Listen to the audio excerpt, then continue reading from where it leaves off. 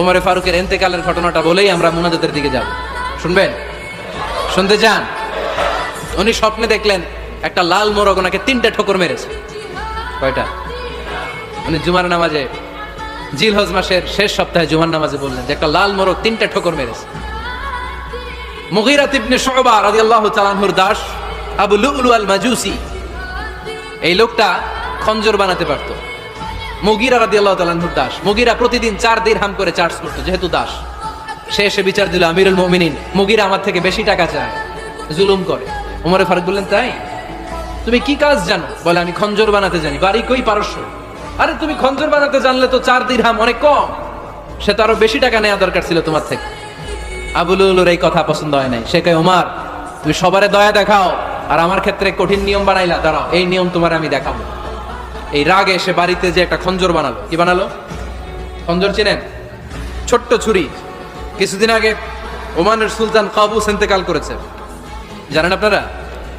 ওনার এই কোমরের মধ্যে খঞ্জর থাকতো, ছবিতে দেখছেন? আরব শায়েখ যারা সুলতান, আমির, কোমরে কি থাকে? ছোরা থাকে, খঞ্জর। সে বাসায় যে একটা খঞ্জর বানালো, যেই খঞ্জরের 2 মাথা, লাহুর আসান ওয়া মাকবাদাতুহু ফি ওয়াসাতি, আর ধরার হ্যান্ডেলটা মাঝখানে, এদিকেও ছুরি এদিকেও ছুরি, যাতে এইভাবে মারা যায়। সে ধার দিতে লাগলো আর বললো, ওমর দাঁড়া, তোমার আমি দেখাবো। ওমর ফারুক মসজিদে নববীর ইমাম, ফজরের নামাজের সময় এ আবু লুলু আল মাজুসি বুরনুস পরে, চাদর পরে, লুকিয়ে লুকিয়ে, সে অগ্নি উপাসক, মুমিন নয়। ওমর ফারুককে অ্যাটাক করার জন্য গেলেন মসজিদে নববীতে। ওয়াকানু ইউসাল্লুনা বিগালাস, তখন ওনারা অন্ধকারে নামাজ পড়তেন। নামাজের সময় যখন হলো, লুকিয়ে লুকিয়ে প্রথম কাতারে ওমর ফারুকের পিছনে মুয়াজ্জিনের পাশেই দাঁড়ানো, হাতে খঞ্জর। একামত হলো, ওমর ফারুক সালাত শুরু করলেন, ফজরের সালাত, আল্লাহু আকবার। নামাজ শুরু করলেন, সূরা ফাতিহা বললেন। আরেকটা সূরা যখন পড়তে যাবেন, in the meantime Abu Lulu এই খঞ্জর নিয়ে ওমর ফারুকের বুকের মধ্যে 3টা স্টেবিং করলেন। একটা মারলেন নাভির নিচে, মারার সাথে সাথে পাকস্থলী কেটে গেল। আরেকটা মারলেন পাজরে, পাজর ছিঁড়ে গেল।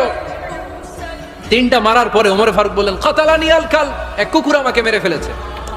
পেছন থেকে এক সাহাবীকে টান মেরে সামনের দিকে নিয়ে গেল, তুমি নামাজের ইমামতি করো। আর ওমর ফারুককে বাকিরা ধরাধরি করে পেছনে নিতে আরম্ভ করলেন। আর এই আত্মাই আক্রমণ যে করেছে, সে কাতারের মাঝখান দিয়ে যেতে আরম্ভ করলো আর 2 দিকে ছুরি মারতে আরম্ভ করলো। 13 জন সাহাবীর গায়ে ছুরি মেরেছে, 7 জন সাহাবা স্পট ডেথ, জায়গায় মৃত্যু।